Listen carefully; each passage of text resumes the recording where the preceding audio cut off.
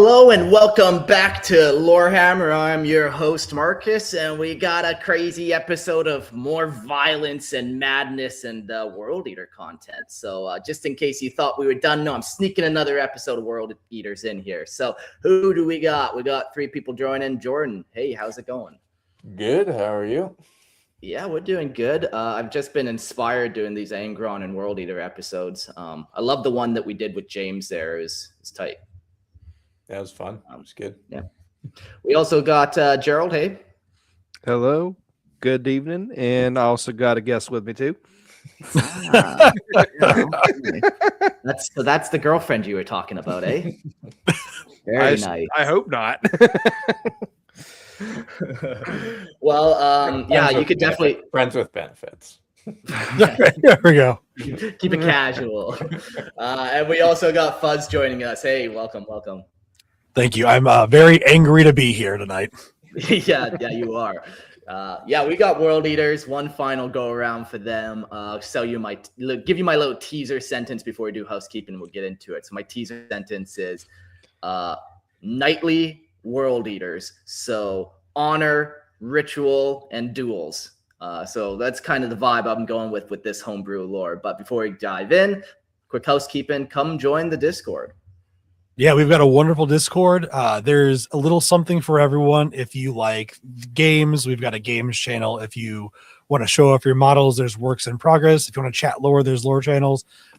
Just want to hang out and share some memes, we got that too. Pretty active, lots of people to hang out and talk with throughout the day. Yeah, like if you're working and you're bored, like you just hop on the Discord and go make a meme or something. It's a good time. Kill a couple minutes. Yeah. I'm loving a lot of the crossover memes. They're hilarious. But hey, if you like what you see and you want to support the show, join the Patreon is always a big plus. And for as little as $2.50, you can get ad-free versions on Spotify, because we all hate ads, especially when they pop up at like the worst possible time. Like right when we're transitioning to like a new subject, and boom, ad. Yeah, that just means, it's just more motivation to get the ad-free version. I intentionally placed it at the most annoying spot just to really suck at people in. Yeah, and especially put it right in the middle of a conversation. Don't even put it in a transition. Put it like mid-sentence. Someone's talking. Absolutely, it has happened. It has happened. I've listened to that happen on this and other podcasts too. Yeah. And then there was one where it was only like a 2-minute video because you were trying to announce something. I kid you not, there were like 4 or 5 ads in a 2-minute time space. Yeah. Oh, that's so tight. If you're like me and don't like ads, just pay the $2.50. That's it. Worth it. There we go. And yeah, he's saying honestly made me join the Patreon. Yeah. So good best one right there. Yeah. But what do you get if you pay $5? Well, that gets you access to all of this right here. You get to join the chat and see our lovely faces, and I'll hand the rest over to Jordan. Yeah, so if you're a Patreon, you can join the live stream and join me for some Whiskey and Warhammer. We're doing a little bit of Canadian rye tonight, and nice. Of course we occasionally do call in guests at the end of the episodes, and if you are a member, you will have access to that if you so choose. Nice. One of my Airbnb guests, they made me a rum and lemonade, and it was fucking fantastic. You ever try such a thing? Yeah. You know, I'm not a big fan of rum, but I would try it. I'd try it. Sure. Cool. Well, let's dive in. Chain Blades first into this episode. The quick little outline is we'll do an overview, cover their brief history. They don't care too much. Like, they care about their history, but it's basically we killed here, we killed there, we won here. So we'll get into that. We'll dive into the organization, their 4 orders of battle, some ranks and squads, how big this warband is. Then colors and heraldry, including their kill cloth, which, what the fuck, we'll get into that soon. Combat doctrine, there's 8 codes of slaughter that they all follow, and 8 litanies and chants of war that they like to repeat and really just solidify their unifying force or whatever the fuck. Cultures and rituals, they worship Khorne, and we'll get into if they like corruption, mutation, demons, some ceremonies and rites and all that. Muster point, where are they from? What do they get up to? How do they recruit? That kind of stuff. Armory, favorite artifacts, you know the drill with armory. There's weapons and war gear. Members, I'm not naming all 88 plus of them, but I got a couple characters that are worth mentioning. Known battles, and and a conversion corner. I'm excited for the conversion corner. This is actually an army that I have started to actually collect. I've made some purchases. I've rummaged through my bits box here. I even have a model in front of me right now. I got pictures and stuff, but you won't even really be able to see this guy. But yeah, so I'm currently working on that. So on the conversion corner, we'll kind of go through how to make this army. So let's get going. Yeah, so an overview of the Knights of Slaughter. They are a warband of the World Eaters who blend ritualized knightly honor with the unstoppable fury of Khorne. Having fought alongside the Dark Angels in the Great Crusade, they adopted heraldry, oaths, and ritual duels, yet every vow and challenge is driven by the butcher's nails. From Juggernaut-mounted World Crusher Knights to oathbound foot warriors, they charge, clash, shoot, and kill with purpose, marking each victory with skulls and blood and heraldic symbols. Disciplined, ritualistic, and utterly lethal, the Knights of Slaughter are both ceremonial knights and berserkers of the blood god, a warband where honor and slaughter are one. And the battle cry of Knights of Slaughter is, "By blade and bolter!" Yeah. So I love the kind of duality of this, the dichotomy of this, where you got the honorable berserker, where they have like their own code of conduct and rules of warfare, but at the end of the day, they're still a berserker. But with Khorne, the blood god, it's not just blood and skulls and war. He is also the god of martial honor and pride and stuff like that, martial pride. So these guys kind of focus heavily on that aspect of Khorne and feed him in that way, as well as giving them skulls. Yeah, I really like that. I like your bit that you threw in that they where that origination of their honor and that knightly aspect coming from the Dark Angels, which definitely of like the original legions meets that kind of knightly code the most, I'd say. Mm-hmm. Yeah. We'll get into how they kind of join them and stuff, but that's where this stems from. And then it kind of just spirals over 10,000 years. I have artwork pulled up. AI is incredible nowadays, like how accurate you can get it. On the left side, we got like a Great Crusade era Knight of Slaughter, and he's very like knightly. And then on the 40K side, you got the grim dark version, the more berserker style of them. So, Oh, how the mighty have fallen after 10,000 years. yeah. But speaking of 10,000 years, what about their history? Once numbered among the Warhounds and later the 12th Legion, the warband now known as the Knights of Slaughter traces its origins to the later years of the Great Crusade. During that age of conquest, this brotherhood fought in prolonged compliance actions alongside the Dark Angels, where they were exposed to the First Legion's ancient martial traditions. From them, the Knights of Slaughter learned the language of heraldry, the structure of knightly orders, and the ritual of honor-bound combat. These practices took root among warriors already bred for violence, forging a culture where discipline and slaughter existed in uneasy harmony. Even after the renaming of the Legion as the World Eaters, the Knights of Slaughter clung to their code. Each warrior bore personal heraldic devices upon his armor, broken crowns, spilled chalices, shattered swords, marking oaths sworn, foes defeated, and honors claimed in blood. Before battle, formal challenges were issued to enemy champions, lords, and war leaders. These duels were not acts of mercy, but of reverence, for the knights believed that a worthy foe slain face to face offered a purer tribute than any massacre. And that goes back to the more honorable, martial honor side of Khorne that Mark was talking about earlier. Yeah. Those are probably, I imagine, like his favorite skulls that get collected. Yeah, exactly. The ones of the actually worthy, where it's a nice fight and like maybe even both sides bled too. That makes a great duel, great story for Khorne. Mm-hmm. For sure. The implantation of the butcher's nails did not break this tradition. Instead, the knights reshaped their code to endure it. The nails were declared as a sacred spur, a divine goad, divining the warrior toward righteous slaughter. Honor became not restraint but focus, violence given form and purpose. Those who broke the code were not spared the nail's agony. Rather, they were punished through ritual combat, forced to die publicly so their failure would stain no banner but their own. During the Horus Heresy, the Knights of Slaughter followed Angron into damnation. Their former bonds with the Dark Angels curdled into bitter rivalry, and those once called brothers became the most prized of all quarry. The warband's knightly ideals survived the fires of betrayal, though they were reshaped by the will of Khorne, whose favor they earned through ritualized bloodshed. Honor duels became sacrament, and the taking of skulls an act of devotion rather than trophy. You're muted, Mark. Yeah. So just jumping in a timeline, real quick of like, we learned that Angron didn't join their legion for like 100 years. They didn't found them. So they were like the Warhounds for like 100 years, essentially. So I picture, they were with the Dark Angels for at least, 50, 75 years doing campaigns alongside them. So they got really steeped in all this different code and heraldry and like inner circles and secrets and different tiers and all that kind of stuff. And then when Angron came, like they still kept it, and like the Butcher's Nails almost enhanced that kind of drive for that. But they spent a lot of time before they got like in with Angron.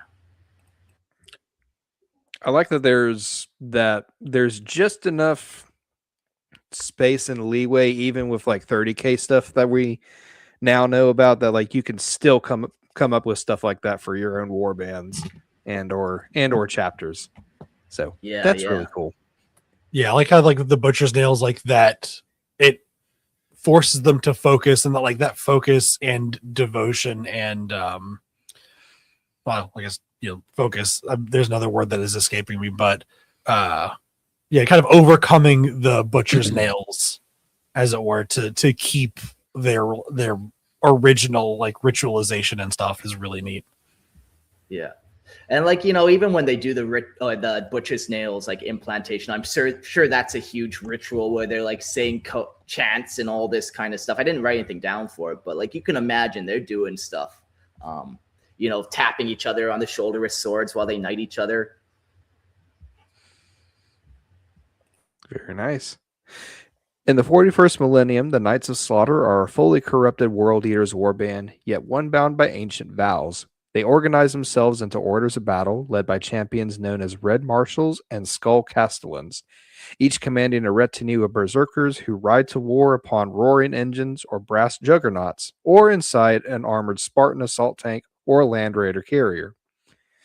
Before the first blow of battle, challenges are broadcasted across the Vox or carved into the flesh of fallen scouts, offering the enemy a choice that is no choice at all. To face the Knights of Slaughter is to be offered honor or extinction. Those who accept their challenge are slain and remembered, their skulls taken as worthy offerings to the blood god. Those who refuse are hunted without mercy, denied even the dignity of ritual combat. Thus do the Knights of Slaughter prove their creed, that honor and savagery are not opposites, but twin blades wielded in Khorne's name. I wonder what would happen if like they challenge an opponent and then they lose. Yeah, their skulls are then taken. Yeah, they become the sacrifice, maybe. Yeah. There is an honor still to it. Like if you join an honor duel and you lose, you still accepted that challenge and you still step forward. Like even the enemies that they kill, like they want to kill the ones that are fighting back in like a good fight. So, even if they do die, there's still that honor to it. Like they met their oaths. Is it, if someone refuses to fight them, do they impose a cost on that person? Like, do they make their death slow and painful? Or is it just a quick death? Because in my mind, the logic would be to like just, well, may as well try and run away and get a quick death rather than try and fight. Yeah, like I feel like when we get into it, we'll get into like Blade Knights and Bolter Knights. So the Bolter Knights are more of like that mop-up crew of like the cowardly, where the Blade Knights, they're going and challenging and kind of doing more of that frontal assaults, and maybe the Bolter Knights are holding the line back so that the warriors can duel in the front. So yeah, the cowards are definitely just mowed down indiscriminately with bolt gunfire. Fair enough. All right, let's get into organization. The Knights of Slaughter maintain a rigid but brutally simple hierarchy, organized into war squads. of 8 warriors, each formation reflecting both ancient knightly order and the sacred number of Khorne. Though the butcher's nails howl without cease and discipline frays with every campaign, this structure endures not despite their madness, but because it gives shape to it, ensuring that even at their most frenzied, the Knights of Slaughter kill with purpose, order, and intent. The 4 orders of battle. The Knights employ 4 complementary strategies that blend knightly discipline with the chaos of the butcher's nails. Through this combination of doctrine, ritual, and weapon mastery, the Knights of Slaughter turn every battlefield into a theater of both honor and annihilation, their methods as disciplined as they are deadly, and their devotion to Khorne absolute. The Crimson Charge, Juggernaut-mounted World Crusher Knights thunder across the battlefield in devastating charges. Chained lances pierce enemy lines, seeking champions and command elements, converting speed and mass into instruments of sanctioned slaughter. 2. The Iron Procession. Squads advance within armored Spartan assault tanks and Land Raider carriers, closing the distance under cover and disembarking to issue formal challenges. Foot warriors strike with chain blades, bolt pistols, and bolters, turning disciplined formations into storms of ritualized combat. 3. The Unstoppable March. Foot soldiers advance in tight formations, shields and chain blades at the ready, forcing ritual duels upon the enemy. Honor is observed with each strike, ensuring that no foe escapes the warband's gaze, and that every kill strengthens the web of vows binding squad mates in shared slaughter. 4. The Judgment Volley. Bolters and heavy bolters thunder in support, their sanctified rounds marking enemies as judged. Even distant foes are counted among the warband's offerings to Khorne, their deaths claimed as proof of oath and devotion. Something I kind of like about this, I guess, what is this, a chapter? Or warband chapter. Warband, yeah. It's chaos. Yeah, basically chaos chapter. Yeah, okay, yeah. The thing I kind of like about it is they are very organized, which it, like, on face value seems opposite of chaotic. But because of the nature of their organization, it serves the purposes of chaos. So I kind of like this sort of, it kind of violates a little bit of what you maybe expect of chaos to be, chaotic and unordered, but it's that's like the vibe of this whole chapter, Warband, where it's just like, instead of focusing on the violence, you focus on the honor aspect of Khorne, instead of like, you kind of just flip it just slightly. Yeah. Well, and that in and of itself is kind of chaotic too. Like you hear that a warband of Khorne is coming, and you expect the reckless charges and the mass slaughter, and then imagine seeing these chaos knights like in a fairly organized march up to you, and you're like, "What the fuck is going on?" Stepping towards you. Yeah, there we go. Right. Well, it would confuse the shit out of you too. Like you'd be like, "What the fuck is like?" You would be like second guessing everything and making it more chaotic for yourself too. Yeah. I feel like the whole chaos thing is a little bit of a misnomer too. Because like you got to have to be able to control the stuff that chaos does. You have to have some level of organization. I'm not saying it has to be like Imperium level. Yeah, but like there has to be some kind of cohesion, like what Horus was able to do for the Siege of Terra. Mm-hmm. So, otherwise things would just crumble. Like, how would you be able to fight a chapter if you can't even like gather 10 warriors together and keep them focused? Exactly. That's what Malice is for. Yeah, exactly. So those are kind of the 4 orders of battle, like the 4 main tactics. The Crimson Charge is definitely my favorite. We'll talk more about that later, but no, it's just Juggernauts mounted Astartes who are riding Juggernauts, which are like demon engines that look like rhinos. So very knightly-esque kind of vibe there. And then you got some tanks and some marching guys. We'll go into the ranks next. The first kind of major category is the 8-fold Oathbound. The Eightfold Oathbound are 8 warriors, including the Slaughter Lord, bound by blood and oaths and witness deeds, serving as honor guards to the Slaughter Lord. Champions in war and ritual duels, and living icons of the Warband's code. Their armor and presence embody the truth that honor and slaughter, when bound together, are the highest offering to Khorne. The Slaughter Lord. At the apex stands the Slaughter Lord, the sole master of the Warband, whose authority is proven not by title alone, but by an unbroken chain of victorious challenges. The Red Marshal. Known as the Red Marshal, this figure is the voice of the Warband's rites, oaths, and battle litanies. Where the Slaughter Lord commands by blade and victory, the Red Marshal commands by word, rhythm, and ritualized violence. Think Chaplain when you're thinking about this guy. The Blade of Khorne. The Blade of Khorne stands as a warband's living avatar of the blood god's favor, a rank earned only through peerless slaughter and unwavering devotion. Neither commander nor priest, the blade exists to be unleashed, sent where the fighting is thickest, duels are most brutal, and honor can only be proven in blood. When the Blade of Khorne takes the field, it is understood that Khorne's gaze is upon the battlefield, and the victory or annihilation will be decided at the edge of his weapon. So this guy's kind of like the chapter champion or whatever. Almost even like an emperor's champion, but like Khorne's champion. Mm-hmm. And the final kind of guy in this is, or the final name guy, is the Ancient of the Crimson Tally. And he bears a war banner heavy with stitched sigils and blood-marked glyphs, each a recording a victory, duel, or honored slaughter claimed by the Knights of Slaughter. To fight beneath it is to be judged by history itself, driving fell knights to greater savagery as they strive to earn their own mark upon the banner. And then the other 4 members are just kind of like command squad, honor guard, just the remaining 8-fold. And then we jump to the next rank, which is a Skull Castellan. So each Berserker Knight squad is led by a single champion known as the Skull Castellan, who serves as a duelist, oathkeeper, and battlefield commander. And then he will lead Blood Knights, which are the remaining warriors are titled Blood Knights, berserkers bound by shared vows, heraldry, promise, and mutual witness in slaughter. And then I also have Gore Squires, which are like neophytes.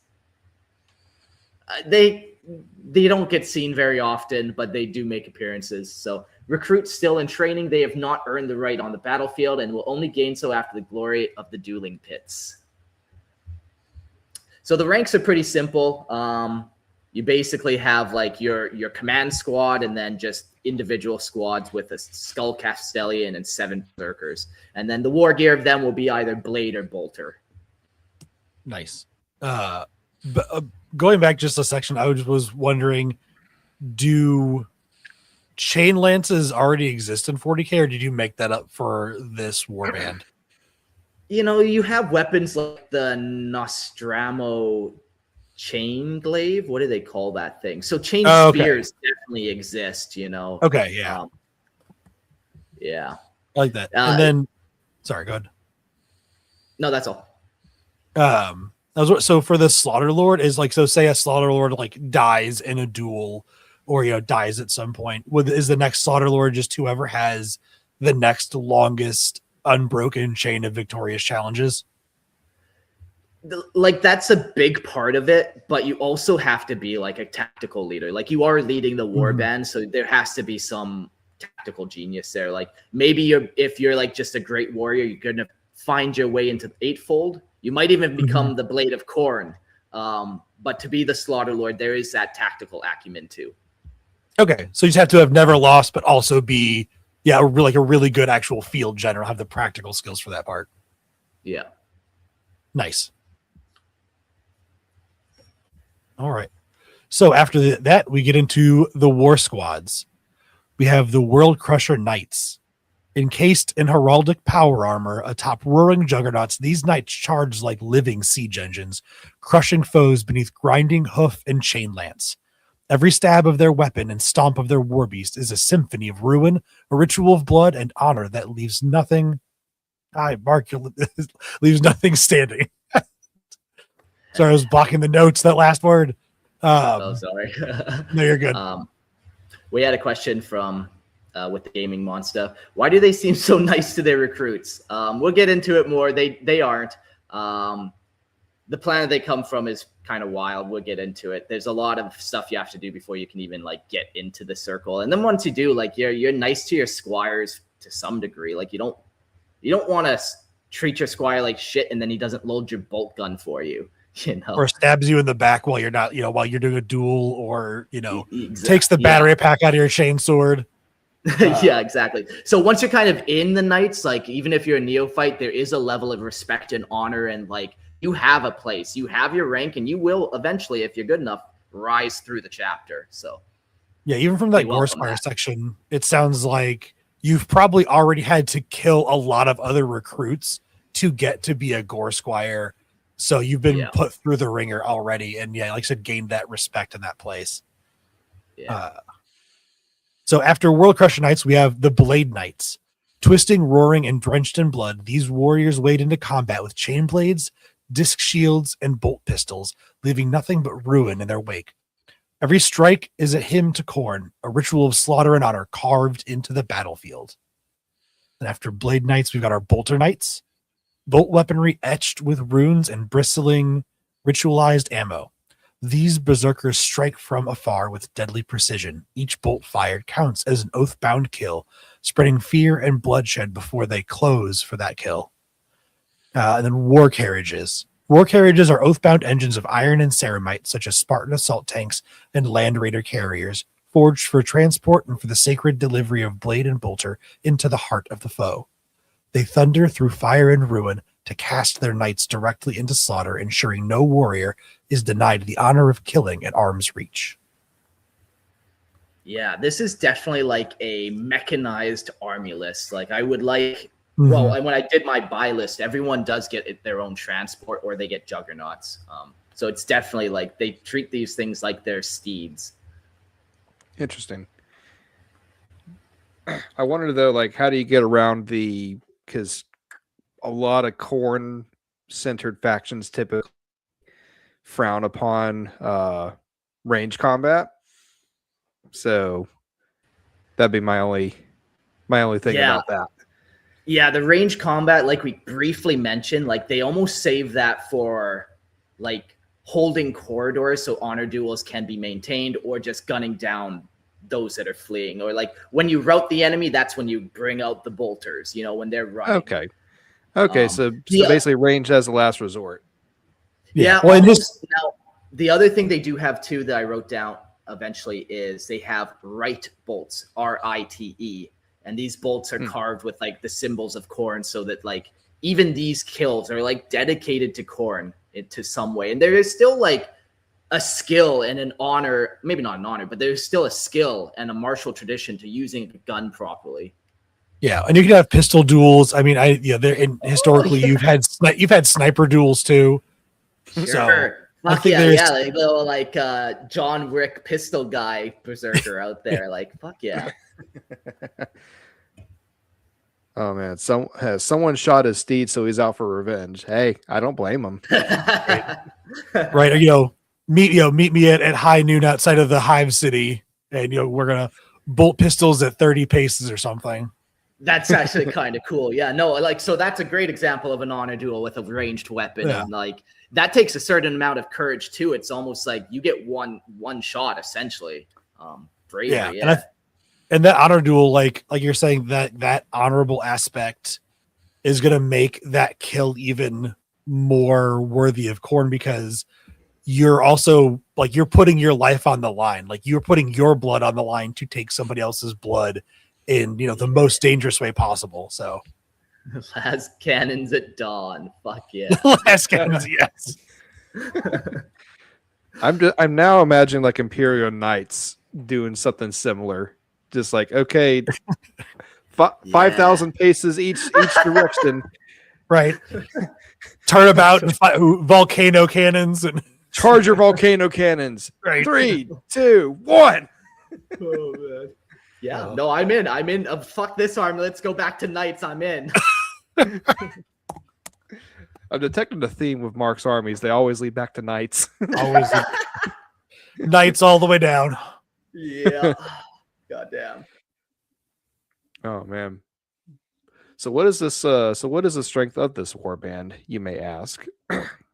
The strength of the Knights of Slaughter is never permitted to fall below 88 blades. Funny Khorne number. A number held sacred as the double mark of Khorne's favor and the warband's oath-bound discipline. Losses are answered swiftly, whether through the elevation of proven warriors, the induction of worthy world eaters, or ritual trials that claim only those fit to bear the codes. To fight beneath this number is considered a sign of To fight beneath this number is considered a sign of dishonor and impending judgment, and campaigns are delayed or intensified until the count is restored. Thus, while their members swell and shrink with the tides of war, knights are always encountered at a strength that reflects both their devotion and their refusal to appear diminished before friend or foe alike. Yeah, I'm glad you noticed the 88. I definitely, when writing this, I'm like, okay, I either have to have 4 separate ranks or 8 separate ranks. Squads have to be broken down to 8 or 4. Like everything is broken down into that sacred number. The colors and the heraldry of the knights. The colors in the heraldry of the Knights of Slaughter reflect both their shared creed and their fiercely individual oaths. Red, black, and white dominate their armor, but rarely in uniform arrangement. Plates are quartered, halved, and broken into checkered fields, each configuration marking personal history rather than rank alone. Gauntlets, pauldrons, and helms and greaves may bear different hues, creating a patchwork of war colors that recalls ancient knightly panoply rather than a modern legionary scheme. Over these fields are set the warband's heraldic devices: broken crowns, spilled chalices, shattered blades, and other symbols of fallen authority and blood-earned honor, each rendered in bronze and darkened brass. No two Knights of Slaughter are identical in livery, yet their shared palette and reoccurring sigils make their meaning unmistakable. Individual deeds bound together by a single code of violence, honor, and devotion to Khorne.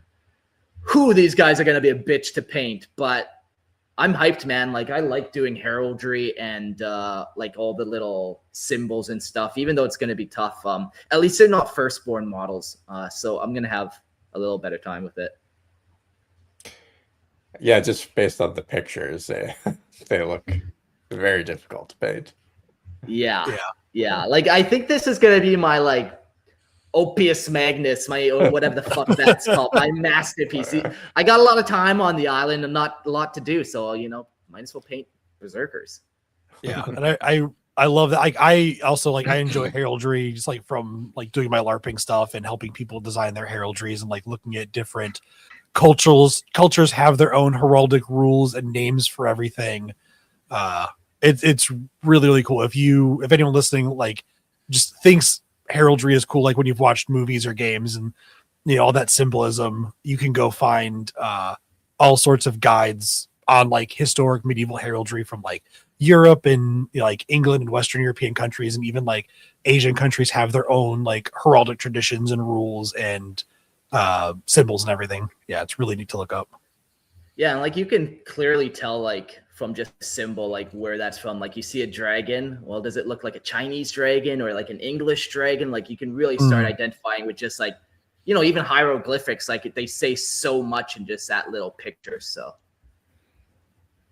the next little thing they have are kill cloths. With the Knights of Slaughter, cloth is a status made visible. A full cape and full tabard mark the eightfold oath-bound, those whose deeds have been witnessed again and again, champions, oath-bound, and icons of the warbound, each inch of fabric heavily stitched with tallies, torn heraldry, and blood-darkened scripture. A full tabard without a cape donates a skull castellan, proven warriors, and squad leaders, while half tabards are worn by blood knights, still carving their names into the warband's memory. Their honor literally unfinished. Those who wear plain black clothing instead of power armor are either gore squires yet to earn their heraldry and power armor, or disgraced warriors stripped of honor. For among the Knights of Slaughter, fabric is not decoration, it is proof.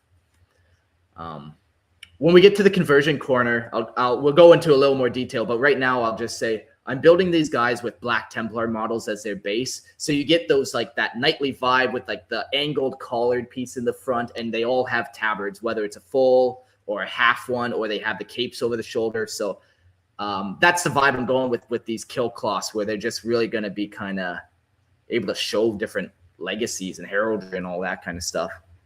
I'm telling Toasty. Yeah.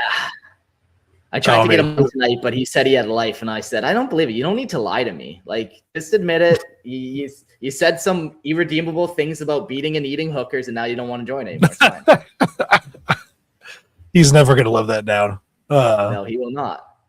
so Mark, for the like disgraced knights where they like lose their power armor and have to wear like these plain black garments, is that similar to like the Sister Repentia, where is it like a forever thing, or can they like earn it back through like ritual duels?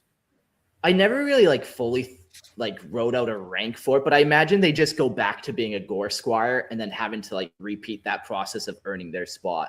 But like, yeah, it's a good, like, it depends on the offense too. Like, so if you run from battle, you ain't getting demoted, you're getting killed like that. But if you met a worthy foe in battle and you might have wounded him, but you still lost, like, yeah, you're dishonored, but like you can earn your honor back, and then you get kind of demoted back to the gore squire and fight your way back through it. Okay. All right. So their combat doctrine, they have the 8 codes of slaughter. During the Great Crusade, the 8 codes of slaughter, as they are now called, were first conceived as a martial doctrine rather than a creed, a framework through which the Knights of Slaughter imposed discipline upon their inherent savagery. Influenced by their campaigns alongside the Dark Angels, the codes emphasize challenges, witness, and honorable combat, serving as a means to direct violence rather than restrain it. As the Butcher's Nails took firm hold and the Legion slid towards damnation, these same codes did not vanish but hardened. What had once been laws of conduct became rites of blood, and what had been honor before one's brothers became devotion before Khorne. In the Long War, the 8 codes were reshaped into sacred commandments, their language steeped in ritual and their purpose bound to skull-taking and sacrifice, until discipline and worship became indistinguishable and honor itself was reforged as a blade offered to the blood god. So the first of these is the challenge must be given. No worthy foe is slain without challenge. To kill unannounced is theft from Khorne and cowardice before one's brothers. Do you have something you're going to say, Mark? Just blur and fucking challenges over their vox comms is funny. It's just like drowning out the noise of bolter fire with like, I challenge you! And they just go from guy to guy challenge them. Because if you don't, it's dishonorable. Like, you got to call out your kills. So with the challenges, like legitimate question, do they, in your mind, have to allow it's like a reasonable amount of time for the person to like notice and accept the challenge? They can't just be like, I challenge you, and just shoot them in the back of the head.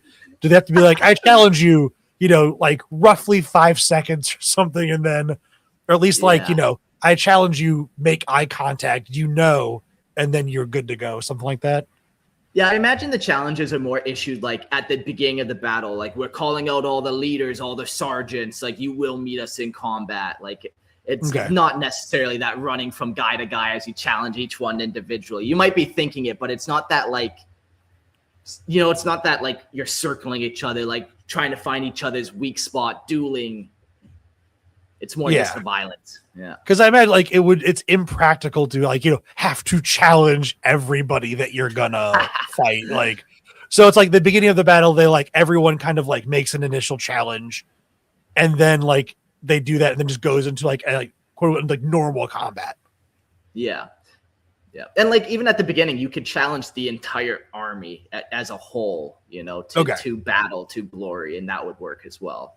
Okay. Just the important thing is that you're not doing a sneak attack, really.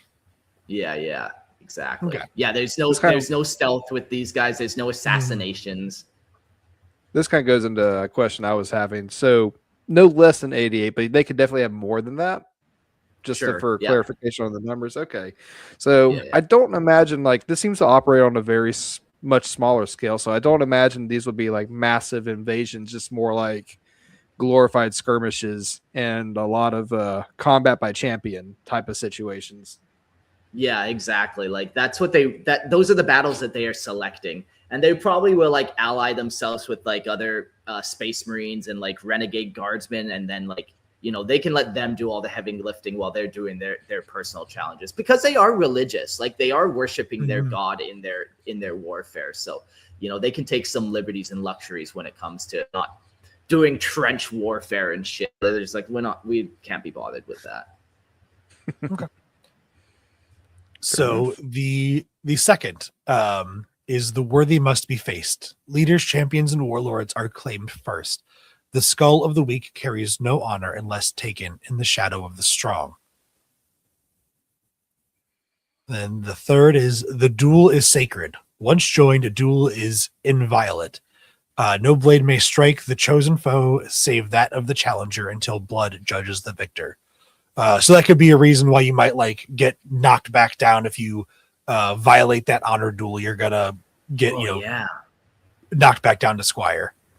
Yeah, like in Halo, where it's like, oh, you kill thief or whatever. Like that's not acceptable. No kill thieves in this. Yeah, anyone that's seen Red versus Blue, you kill stealing fucktard. Yeah, exactly. Not acceptable. Oh man, you aged me with that, Fuzz. You aged me with right. I've got the DVD box set of seasons 1 through 5 downstairs. Oh man. Anyway, so let's see. Duel is sacred. 4 is no mercy, no hesitation. Honor is not mercy. A wounded foe is to be finished swiftly, that the killer is clean and the offering pure. I like that one because it's a lot like anyone that's ever taken like hunter's education courses. Like to be like an ethical hunter is you kill swiftly. You don't want the person to suffer. You want it to be like a pure, quick, clean kill. So it's almost like a hunter aspect to it as well.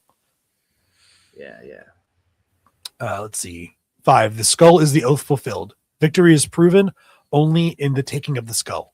To abandon a fallen foe is to leave a vow uncompleted. So is that like literally like when you kill somebody, you cannot leave their body until you take their head off and collect that skull?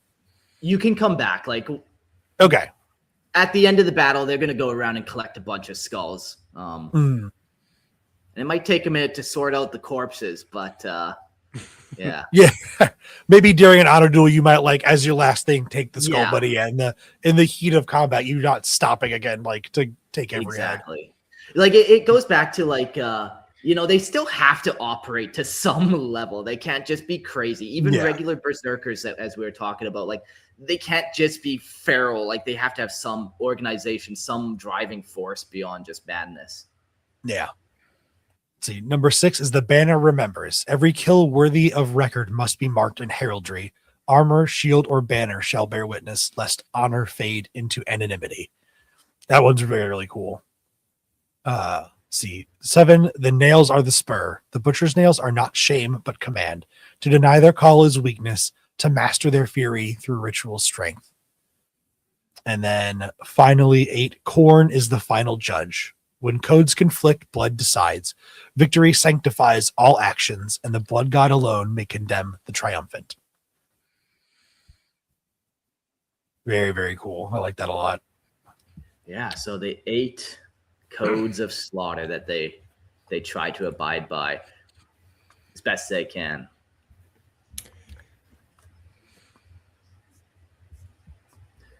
Next, we have the 8 litanies and chants of war. All right. The 8 litanies and chants of war, as they are known now, began during the Great Crusade as practical rites of war, spoken to focus the mind and bind warriors to shared purpose before battle, drawn from the call and response oaths and battlefield catechisms of the Dark Angels. These recitations reinforced unity, discipline, and the sanctity of single combat. With the implantation of the butcher's nails and the legion's fall, the words endured even as their meaning shifted. Chants once used to steady the hand became invocations to endure pain, and litanies meant to honor victory were twisted into offerings of blood and skulls. In the age of chaos, these rituals are no longer reminders of restraint, but weapons in themselves, sonic rites that whip the nails into frenzy and consecrate each act of violence as worship, until prayer and slaughter are spoken in the same breath. The first one is the Litany of the Challenge, recited before battle or broadcasted to the enemy. Hear us, we name you. Stand and be judged, or flee and be nothing. Number 2, the Chant of the Worthy, chanted as champions are identified. Put a little more zest in this one, though, for me, accent-wise. Almost went to the Reverend Terry the Templar there. Not the many, not the weak, the crowned, the armed, the worthy. Oh, sound like a fun black guy. Nice. Number 3 is the Litany of the Sacred Duel, spoken before engaging a chosen foe. All right. By blade alone, by blood alone, witnessed by war, let none interfere. You can't ruin Praise this for me. Khorne. You're only making it better. Number 4, the Litany of Final Mercy, uttered over a fallen but living entity. Mercy is delayed. Oh, sorry. Mercy is delay. Delay is insult, but ended, and be counted. Number 5, the Chant of the Taken Skull, chanted at the moment of victory. Oath sworn, oath paid, the tally grows. Khorne is served. Can I get an amen? Amen. Amen. The Litany of the Banner, recited while repainting armor or marking heraldry. This mark remembers, this mark endures. Let no kill fade, let no oath rot. Just imagine them saying that like over and over and over again. Yeah. And in like this chapter too, I imagine they're painting their own armor. I have a ritual that they do where they do that. Where other chapters you have chapter serfs like painting your armor and doing all that detail work for you, but these guys like it. They're kind of artsy, I guess. Hey. Every single brushstroke, this mark remembers, this mark endures. Let no kill fade, let no oath rot. This mark remembers. Exactly. Oh, Well, man. that's going to be the worst live stream when I have to paint these guys and just repeat that. Well, now you got to do it. Now you got to do it. I gotta do it. Oh, man. Number 7, the Chant of the Nails, chanted during the Butcher's Nails rites or before the charge. They bite! We answer! They command! We obey! And then number 8, the Litany of the Final Judge, spoken at the end of battle. Blood was spilled. The foe is silent. If we erred, let Khorne strike us next. Yeah, Honored be his name. Honored be Khorne. Yeah, so those are some of the chants that they do. Like they're very ritualistic. Like you said, it's so easy to picture them painting their armor and just saying that over and over and over. Yeah, just imagining them like sharpening their weapons, loading their bolters, sitting in the rhinos, riding into battle, just like, you know, quietly, either to themselves or just like one of the commanders over the box, like going over these chants. Yeah. Like the really Castellians saying it first. Everyone's repeating after him. Like, different squads definitely have their own rituals, but they all kind of hold these ones. Like just how they enact them would be maybe a little different. Mm-hmm. Yeah, I do kind of like how they have this sort of liturgy to Khorne. I feel like some worshippers of Khorne and even of other gods, again, it's kind of more, it's just like berserker chaos, like maim and destroy for the sake of maiming and destroying. But these guys are very deliberate, meticulous, and liturgical, and it's like it's all part of like the ritual to them. It's all part of the religious experience. Which if you're gonna worship a god, like worship the god, you know, like don't just be random, you know, like be like go all the way. So I'm liking fanatic. I'm digging it. Yeah, I'm digging it. All right, and with that, we'll get into the culture and the rituals and the worship of Khorne. The Knights of Slaughter serve Khorne not through blind frenzy, but through disciple devotion rooted in honor and ritual. To them, the blood god embodies the ultimate standard of martial virtue. And each duel, challenge, and kill is both an offering and a testament to their own codes. Worship is expressed through ceremony as much as carnage. Skulls are claimed with formal challenge. Victories are etched into heraldry, and blood is poured in rites that sanctify the battlefield. In this way, honor and slaughter are inseparable. The knights see no contradiction in killing with both fury and reverence, for in every strike, every crushed enemy, and every collected skull, they pay homage to Khorne's principles while proving themselves worthy of his attention. And Khorne likes it. There's some war bands where you're like, okay, you might serve Khorne, but I don't quite get it. But like Khorne likes this war band. Like he knows what they're up to. He approves. These are his favorites. Not favorites. You know, I'm not a special snowflake or anything, but you know, they've definitely. Oh, come on, Mark. No, I'm not a Canadian anymore. I'm not no snowflake. You can call me like I don't know, some type of offensive water type slang. You're a special palm leaf or something. I don't know. Yeah, there we go. I'm a special palm leaf. That's the one. I like it. So we're going to their corruption, mutation, and demons. The Knights of Slaughter view mutation and warp taint as a weakness, an external aid that diminishes the purity of their own skill and discipline.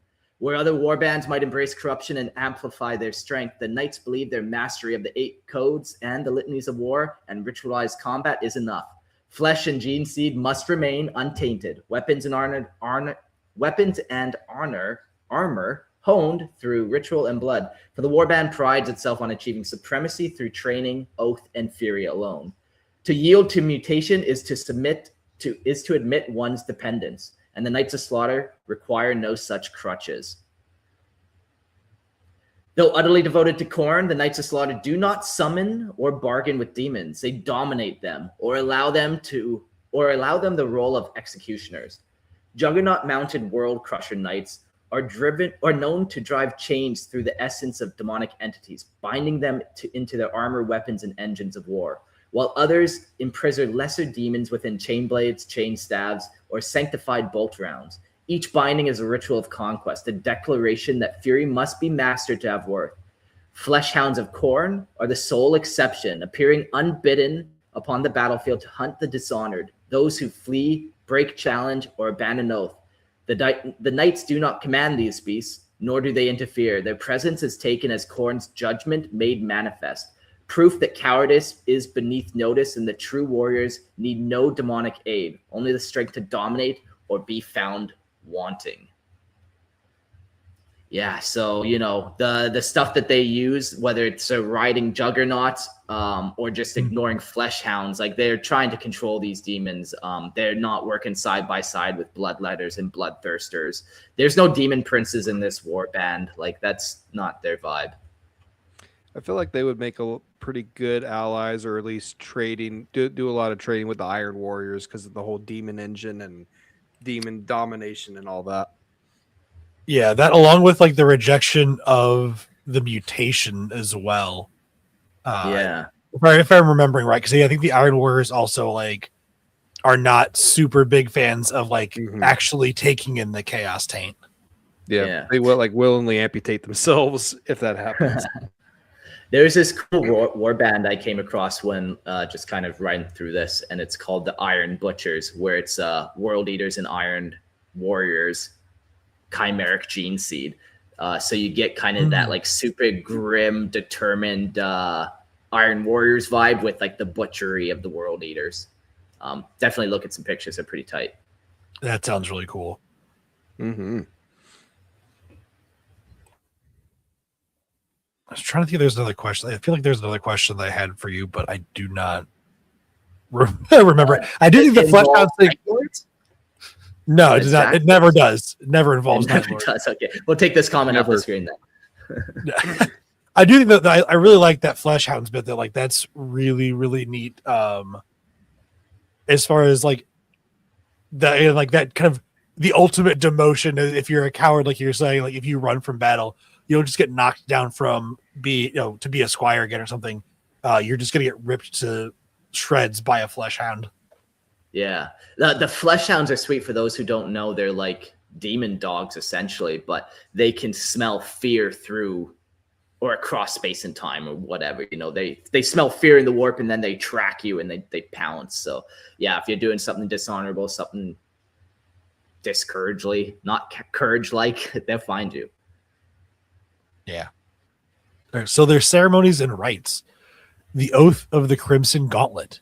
Before any campaign, each knight swears upon a relic-studded chain gauntlet soaked in the blood of past champions.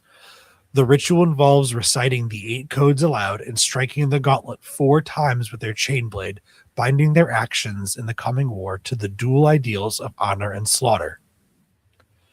Number 2, the Rite of Heraldic Renewal. Once per solar cycle, the knights repaint and inscribe their armor, killcloths, and heraldry, refreshing colors, adding new symbols for fallen enemies, and etching the names of those slain in ritual duels. This rite is a silent ceremony performed in meditative focus, ensuring every knight's armor reflects both personal deeds and the warband's collective identity. Oh man, I found there's a lore loop right there. They're supposed to be saying with each brush stroke. I what was the chant? I had litany and everything. I'll correct that. Oh, it's all right. It's fine. Okay. They say it in their mind. They repeat the litany. It's a personal moment. Yeah. The litanies of blooded silence. Each fortnight, when possible, the warband gathers in a designated chamber or ruin to recite the litanies of war without motion, in total silence, save for the synchronized strike of chain blades on stone. This meditation binds them in purpose, reinforces squad cohesion, and ensures that the nail's influence is transformed into ritualized control rather than chaotic frenzy. Yeah, I've said it before. I love the willpower over the nails as opposed to submission to them. It's just very, very neat. Yeah, definitely. They use it as a tool, like that driving force. You can turn your hate into a motivator. So they kind of do that. Yeah, it's like I could see that being like almost the first test of if you're going to make it in this warband is if you get the nails put in you, and if you don't have the mental fortitude to overcome them, then you're out. Yeah, if your first kill is just strangling some poor homeless woman, you're not worth the butcher's nails. But if you go out and you challenge and a skull castellan, then it's fuck yeah. Yeah. And finally, there's the ceremony of skull offering. Before departing for a campaign or after a major battle, each knight presents a collected skull to the skull hearth of Khorne. The skulls are engraved with runes, their previous owner's challenge recorded, and the ritual is accompanied by chants and the lighting of sacrificial fires, consecrating the kill as an offering to Khorne and reaffirming the warband's devotion.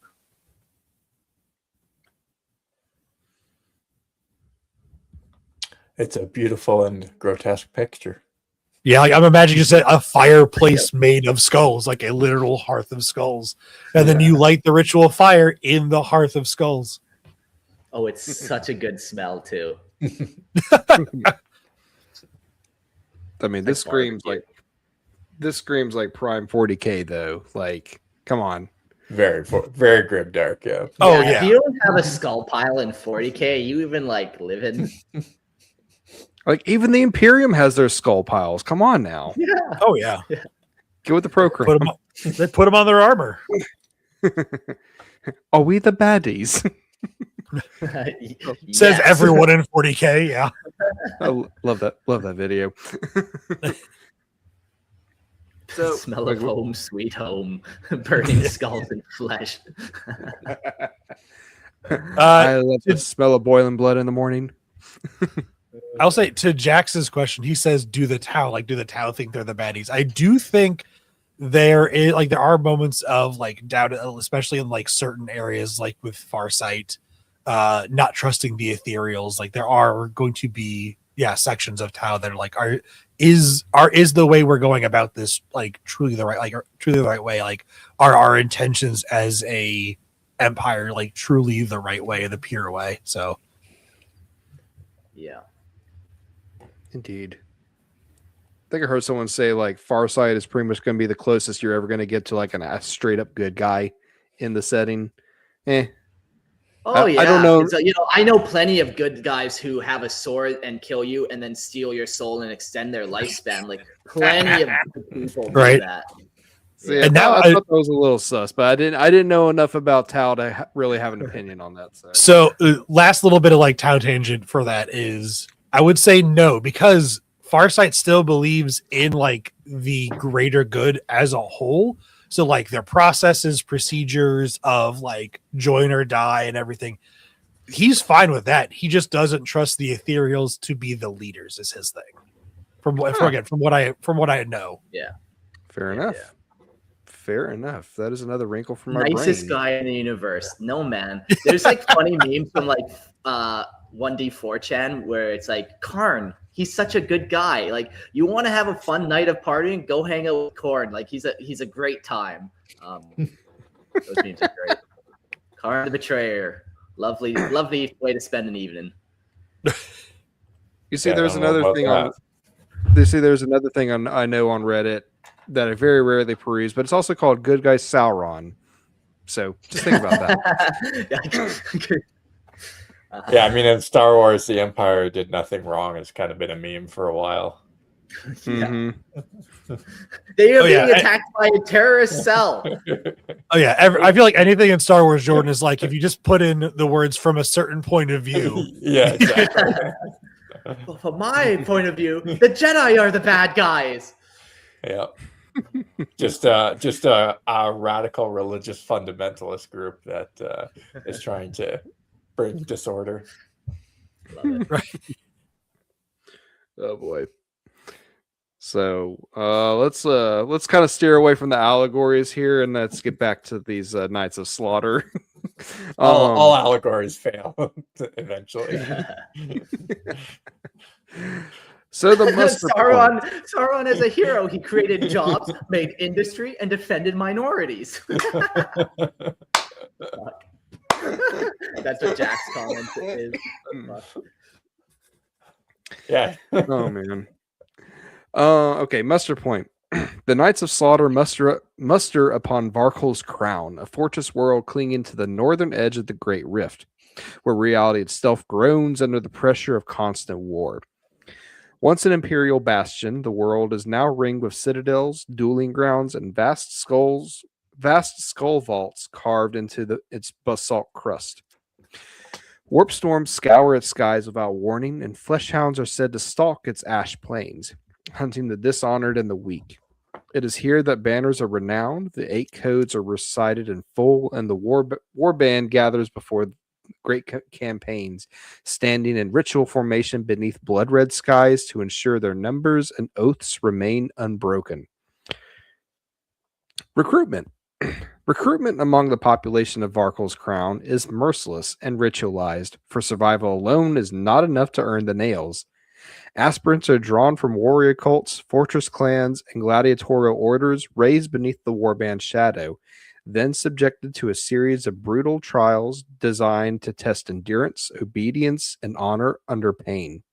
Candidates must endure ritual combat, prolonged suffering, and formal duels overseen by skull castellans, with failure punished by execution or consignment to sacrificial rites. Only those who embrace discipline as readily as fury are implanted with the butcher's nails and reforged into knights. Their first act as initiates being the taking of a skull in formal challenge to prove their worth to both warband and God. Yeah. So this is their like muster point. It's definitely not a home world. They do recruit from other planets as well. Like if they're just passing by and they're going to be abducting somebody, if they're worthy of abduction. But this is definitely like where they get the vast majority of their recruits, this planet. I was going to ask this earlier, but is there anything stopping them from challenging each other? Like they're all on the same side is the thing, and they all are swearing to the same god, and they're all swearing the same oaths and stuff. So, the only challenging to each other really is when you become like to up a rank.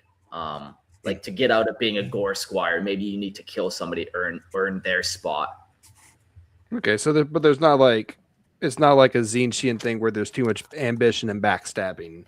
No, like it's very rare, and like it's ritual more so than like to death in that case. Almost like it'll be to 10th blood or something like that. Like, they respect their own for sure.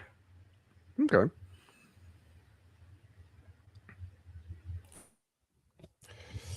All right, are we moving on to the armory here? So the war gear of the Knights of Slaughter is chosen not for elegance, but for its ability to make killing both intimate and undeniable. Chain blades are favored above all, perfected through centuries of ritual maintenance and brutal refinement. Their teeth turned to bite deep and tear wide in the moment of impact. Many knights bear heavy shields, scarred slabs of ceramite and brass, used to close the distance under fire and turn a battle into a personal reckoning. Those who ride to war atop roaring juggernauts wield chain lances, long-shafted engines of destruction designed to impale, dismember, and drag foes screaming from the saddle. Bolt pistols remain common secondary arms, while some others carry bolters or heavy bolters, revered for their thunderous report and reliability. And the warband is known to employ a unique pattern of sanctified bolt ammunition. Its shells etched with oath runes and blood rites, so that even distant kills carry the mark of challenge, judgment, and Khorne's favor. That's kind of fun.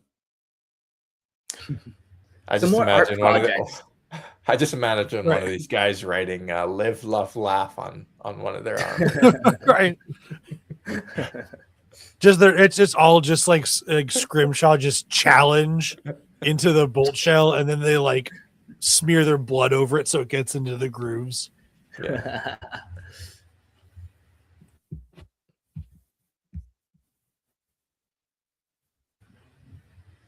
Where we? I think we're favored war gear now.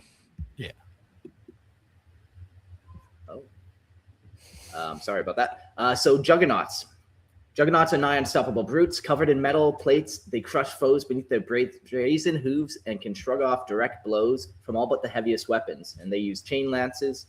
I feel like we just read this, but maybe not. Rotating two spears and spinning death. These chain lances bite through armor and bone like mounted atop juggernauts. They turn lumbering war engines into unstoppable vortices of carnage, tearing aside infantry and fortifications with unrelenting fury.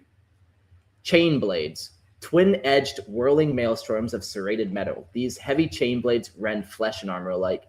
When paired with his shield, their devastating arcs turn their wielder into unrelenting whirlwinds of slaughter. So chain blades are normally paired with chain shields or disc shields. Stout discs of reinforced ceramite and jagged steel. These shields are as much a weapon as they are protection. Perfect for deflecting blows or smashing foes as they turn the bearer into a bulwark of steel, capable of holding the line or charging headlong into slaughter. I found some sweet 3D printed disc shields where, yeah, they got the World Eater thing. I'll show them later on in the end, but definitely have some cool fucking shield options out there. Bolter weaponry. Bolt pistols, bolters, and heavy bolters. Among the Knights of Slaughter is treated as sacred ordnance, each bolter etched with oaths, kill marks, and names of the fallen foes. Each round fired is considered a ritual act, its detonation a declaration of honor. Before the final charge is joined. Though blade and chain earn the greatest glory, the bolter ensures the enemy is already bleeding when the knights arrive. Right bolts. Runed and sanctified, these bolts are more than mere ammunition. They are instruments of ritualized death. Each strike count as a concentrated kill, binding the shooter to sacred oaths and blood and vengeance. And then they have Spartan assault tanks, and they are armored fortresses on tracks, bristling with weapons and heraldic insignias. They shrug off attacks that would fell lesser vehicles, crushing fortifications and enemies beneath their treads. These war engines deliver their cargo of blade and bolter berserkers into the heart of slaughter. And the Land Raider carrier. The Land Raider Carrier are brutal utilitarian war carriages. They're boxy hulls layered in sacred ceramite and defaced with rune oaths and kill tallies, and battered heraldry. Though lacking the overall presence of a Spartan assault tank, the Land Raider Carrier are prized for their speed and reliability, bearing packs of berserker knights directly into the press of battle. Yeah, I decided to go with the Land Raiders Carriers and the Spartan assault tanks, which are like 30k vehicles, just for scaling purposes. Like, this is a Primaris army, so slapping them next to a Rhino transport just seems so, like, the scale's off. It seems weird. So I upped the scale to, you know, have some more relics of war like that. Okay. A couple questions I had. So in your, like, in your mind, so when it says like their bolt ammunition has the carved names of fallen foes, is that like carving the names of people you've killed into it to then kill the next people, or is it like carving the names of the people you're going to kill, like the people you want to challenge, into your bolt ammunition? Yeah, like I could imagine, like, at the beginning of battle, you challenge like the enemy warlord, and you're like, you know, you're talking to him and you're calling him out, and he might, I'm this guy of this, I'm Gerald of the 97th Brigade. And then the guy's like carving Gerald on his shell, and he's like, I'm going to save this one for that guy.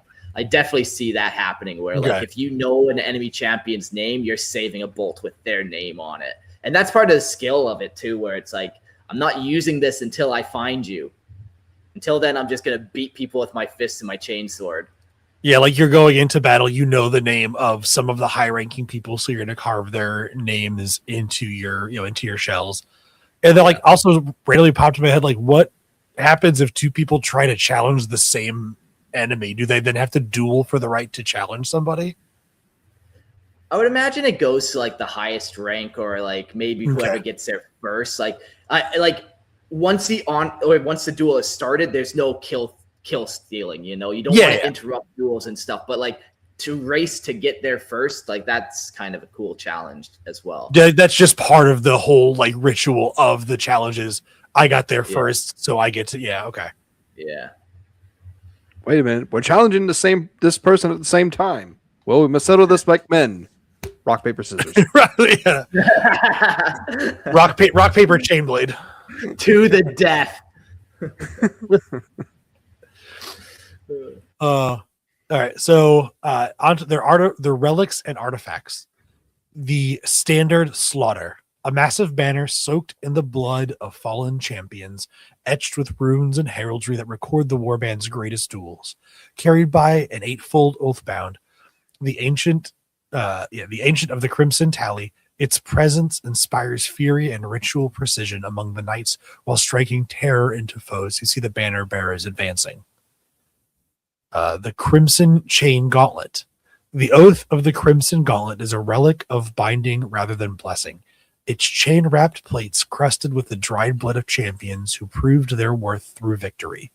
To swear upon it is to have one's deeds witnessed by the warband and by Khorne alike, for the 8 codes spoken before it are believed to echo into every duel and massacre that follows.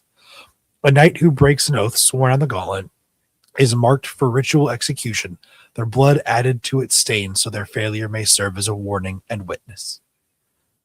That's very cool. Is that gauntlet itself, like, have you thought of any history? I can't remember of where the gauntlet comes from. Like, was it one like the original like Slaughter Lord or whatever, like the the captain of the warbands was, or like something that was maybe like the only gift of Khorne they ever accepted was this gauntlet to swear oaths on or something?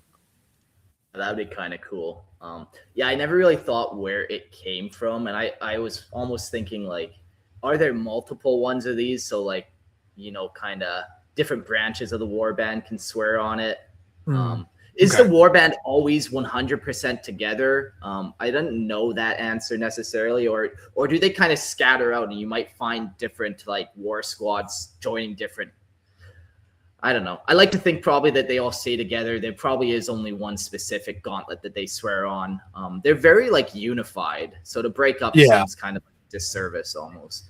That's what I was thinking. Like the way it's been reading is, yeah, like they always fields together as like the 88 knights functionally, and so yeah, they'd have the singular sacred gauntlet. Yeah. All right, But so we need to know who it came from eventually. So yeah, I'll keep that in the back of my mind. yeah, it's like there could be some cool extra history for the warband. Yeah. All right, so the Oath Vow Chalice, a ceremonial goblet filled with blood from both defeated enemies and oath-bound rituals used by the warband before campaigns and duels. Drinking from the chalice binds the knights to their codes and litanies, consecrating each kill as an offering to Khorne and reaffirming the sanctity of their martial oaths. I can only assume that the Oath Vow Chalice is made from a skull. Yeah, I was thinking about getting like Corbelalo's, I forget his name, of the Blood Angels, where he's got that sweet fucking skull chalice. Oh, nice. Yeah. And then finally, the Skull Hearth of Khorne, a massive ceremonial brazier built from the fused skulls of the champions defeated in formal duels, used during pre-battle ritual or pre-battle rites to sanctify the warband's fury.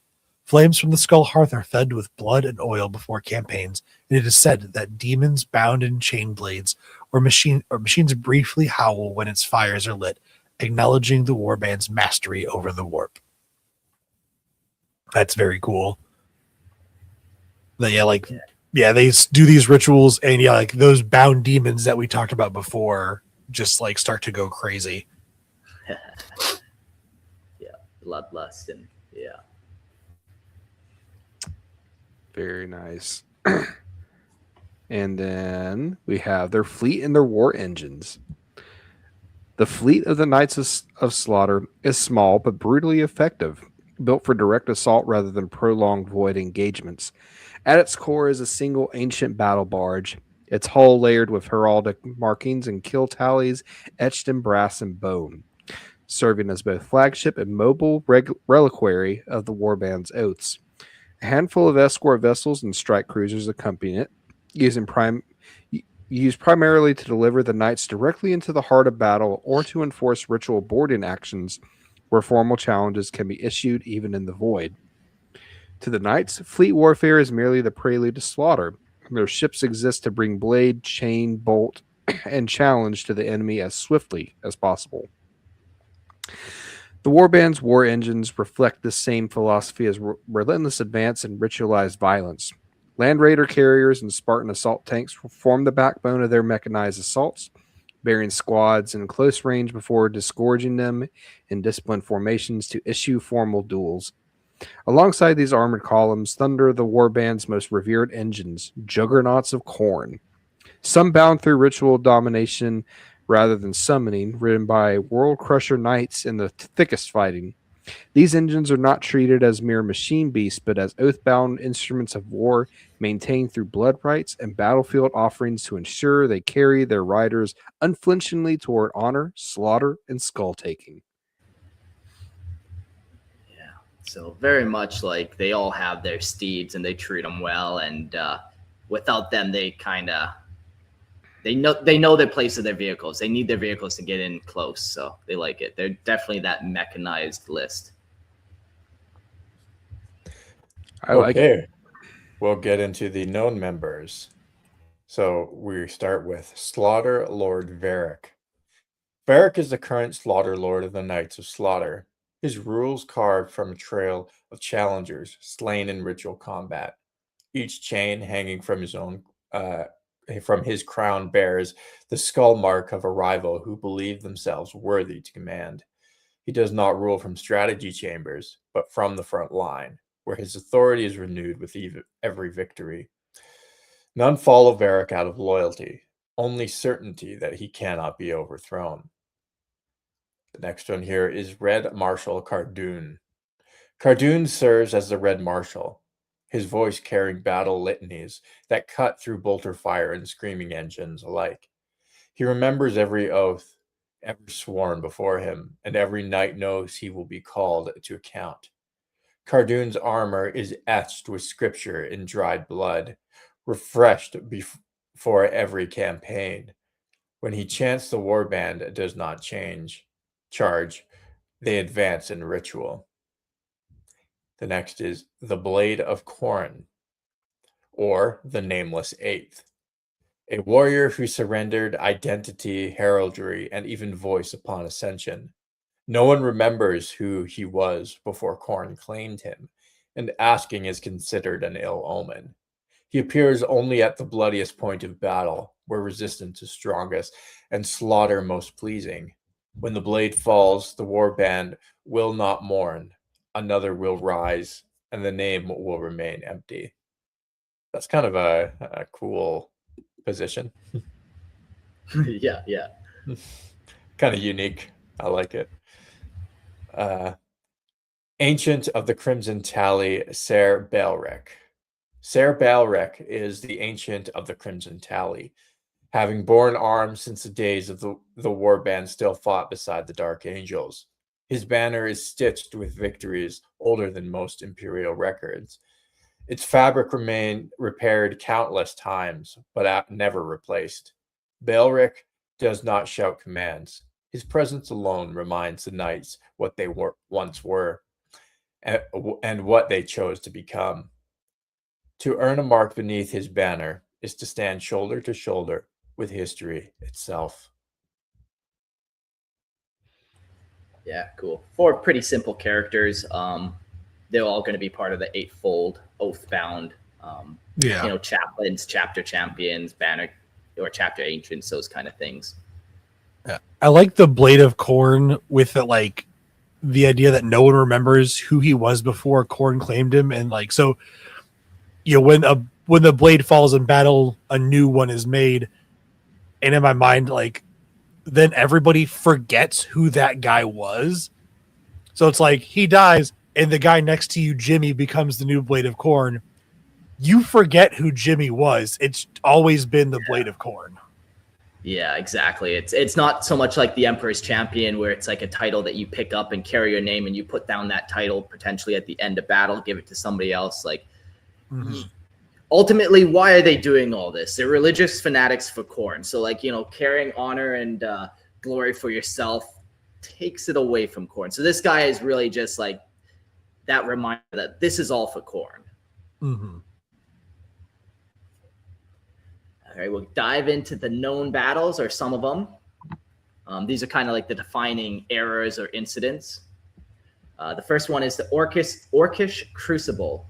During the Great Crusade, the Knights of Slaughter fought alongside the Dark Angels on the planet Garkmar, where a massive orc wog had overrun the surface. The Knights distinguished themselves by issuing formal duels between warboss after warboss, orchestrating a chain of single combats that tore the greenskin leadership apart while leaving the masses in disarray.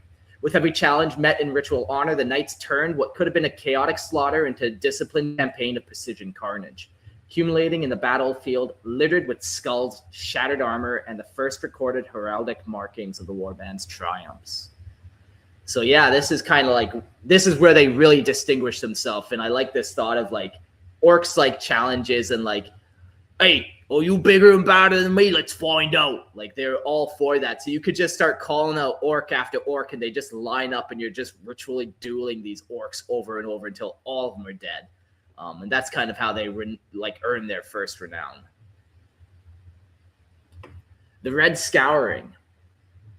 It is the name the Knights of Slaughter give to the unbroken legacy of war, stretching from the dying days of the Horus Heresy through the Great Crusade, or through the Great Scouring, and into the endless slaughter of the Long War. It is remembered not as a retreat or defeat, but as a rolling purge of blood and fire, where loyalty shattered and brother fought brother across 1,000 burning worlds. To the Knights, every campaign since has been merely another phase of the Red Scouring, a continuation of that first galaxy-spanning reckoning begun when honor was measured in victory alone. The Black Crusades. The Knights of Slaughter have sworn themselves to every Black Crusade called by Abaddon the Despoiler, answering his summons not out of loyalty to his crown, but out of the shared hatred for the shame of Terra unavenged. To them, the Siege of Terra stands out as the only true stain upon the honor of their legion, a failure not of strength, but of final will, and each crusade is seen as another chance to repay that debt in blood. When the despoiler calls, the knights ride out without hesitation, believing that to refuse the long war is to accept dishonor equal to defeat. Win or lose, they fight so that when terror finally burns, none may say the Knights of Slaughter were absent from the reckoning. And then, the returns of Angron. Whenever Angron manifests in the material realm, the Knights of Slaughter take it as a summons older and truer than any signal, flare, or war cant. To them, the Red Angel is not merely a demon Primarch, but the living proof of wrath unbound and honor cast aside in pursuit of perfect slaughter. As the first signs of his arrival, worlds breaking, skies bleeding, chains of reality snapping, the knights arm themselves and ride to war, believing that the fight in Angron's shadow is to be judged directly by Khorne himself. They do not seek command or recognition in these wars. It is enough to spill blood alongside the incarnation of rage, adding to their deeds to the endless tally of the blood god's favor. Yeah, at one point we read Angron had like 50,000 world eaters on one of his rampages. So, you know, these guys are showing up in those numbers. Anytime Angron's around, they are showing up.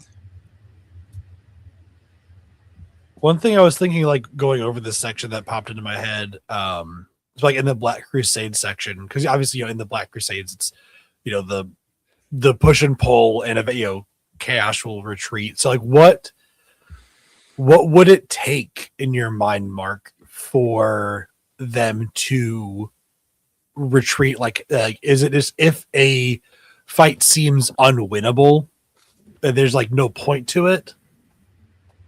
Yeah, that's a good question, because like you should like meet any challenge, and if it's an unwillable challenge, you would still want to meet it, because to not meet it would be a dishonor. But then like that's no way to survive or win. So like, yeah, what is like their breaking point? Like maybe it's like, okay, we started this campaign with 160 guys and we lost down to 88. We only got 88 blades. Now we pull out. Like, this is where our honor is. We can never be lower than 88 blades. And then that way, maybe it's like in retaining this honor over here of 88 blades, you can ignore the shame of like defeat or withdrawal or something like that, where it's like, well, no, our first oath is not to get destroyed. Yeah. Well, and like, you could, I think you could also go the route of like an unwinnable battle, because you want to meet a challenge, but I could see them feeling that like to needlessly put yourself, you know, to needlessly walk into a certain death isn't an honorable death necessarily.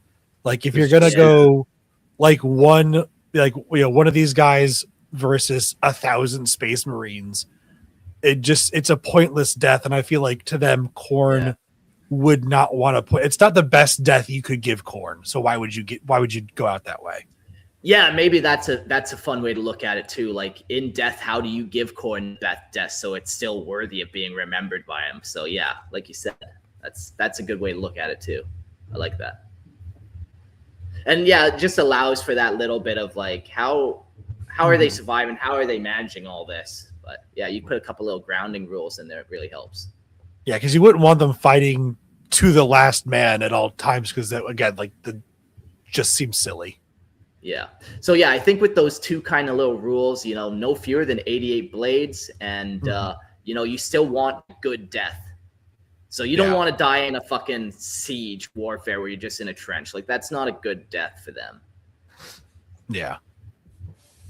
All right. Let's start in the conversion corner. So the core concept behind building the Knights of Slaughter is to start with Black Templar torsos, legs, and arms. And this is a great portion for me to plug again. Joining the Patreon, you can get on the live streams and see these pictures that Mark's putting up as examples for these bits, you know, for these pieces and these models. So Black Templar torsos, legs, and arms is the foundation, preserving their knightly silhouettes and crusader aesthetic. Then corrupt and brutalize them with Khorne berserker heads, weapons, backpacks, and accessories. This fusion creates a force that still looks like fallen knights rather than feral berserkers, disciplined in form but murderous in purpose. Within the range, sworn brethren naturally translate into the elite eightfold oathbound. Crusaders form the bulk of the blood knights, and neophytes become gore squires, visually reinforcing rank status and the bloody path of ascension within the warband. Yeah.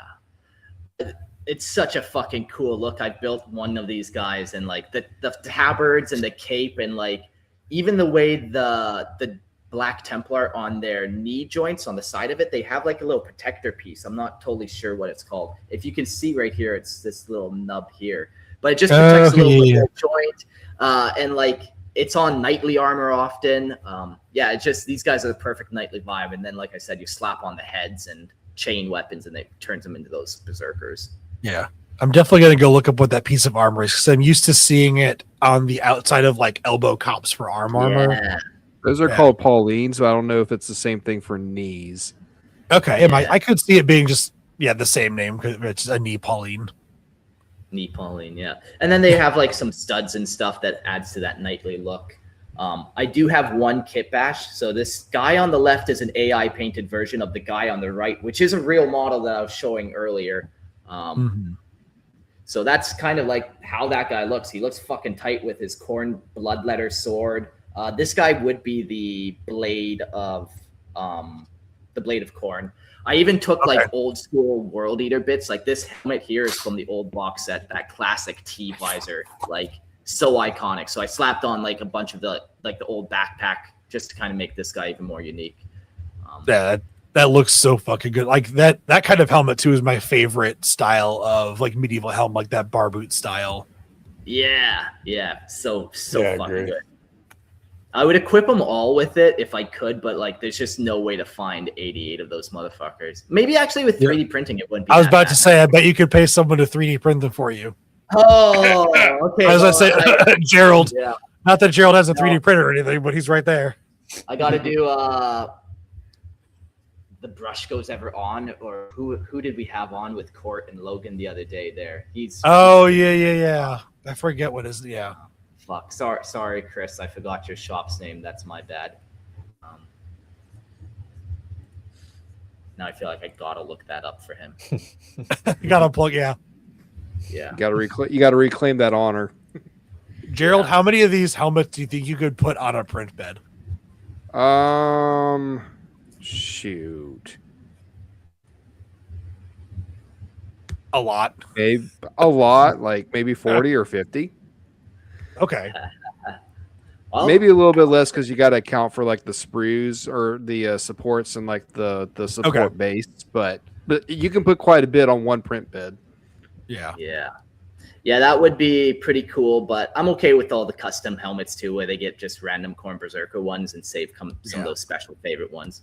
That guy, Chris's 3D print shop is called The Belly of the Brush, and he can be found on Instagram and stuff like that. So if you have 3D printing stuff, go check out his stuff and he'll help you out. I'm definitely going to be using them for this project for sure. All right, let's dive into how to actually make these guys. We got two low sections, just kind of what the conversions are, and then a buy list. So if you want to collect these guys, you can collect your own way. So we'll start with the Lord of Slaughter. He's going to be Belial from the Dark Angels, and he's the only Dark Angels model.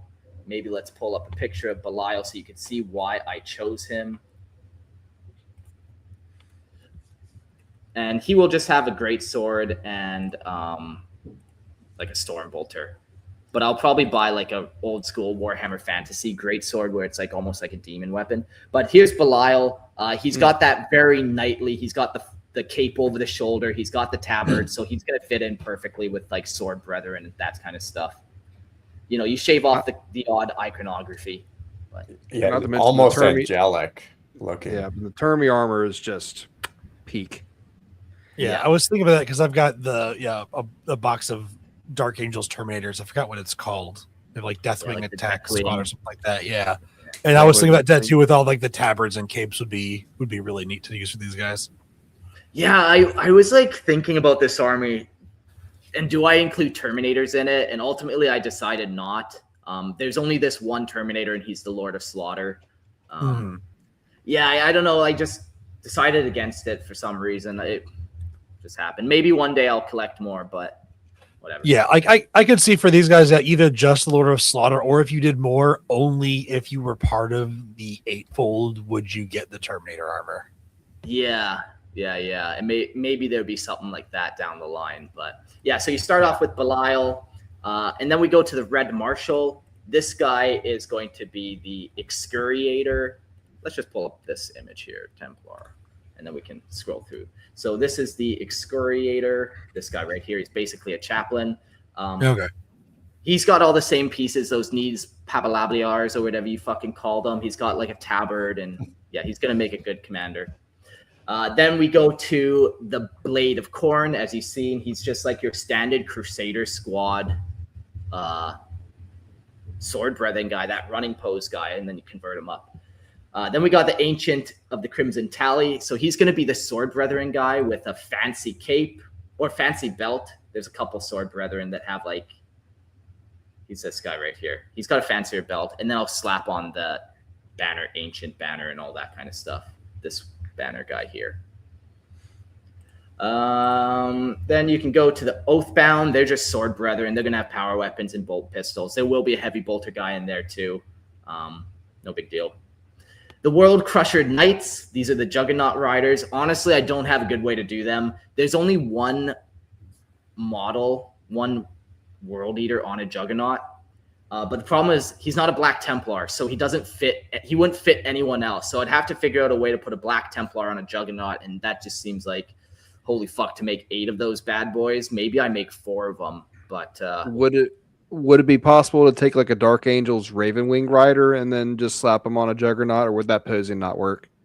The amazing thing about the Black Templar Primaris guys is their armor is all the exact same, where it's like their arms have a slit on them and it's studded out, and their knee pads have the same studs. It's all very uniform, and like, so to change it to Dark Angels, then he would then be that one-off guy that technically doesn't have the same flair. Now I switched the Dark Angel Terminator guy because like he's like in Terminator armor, so you can get away with a little bit of that power armor variance because it's not power armor.